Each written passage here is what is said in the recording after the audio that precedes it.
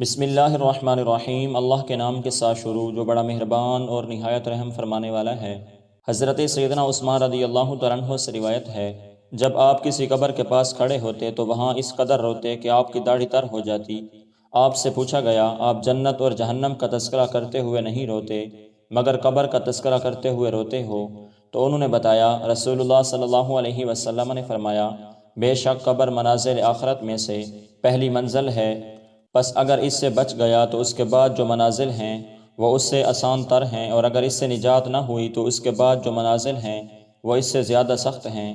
راوی بیان کرتے ہیں، رسول اللہ صلی اللہ علیہ وسلم نے فرمایا، میں نے قبر سے زیادہ سخت اور برا منظر کبھی نہیں دیکھا۔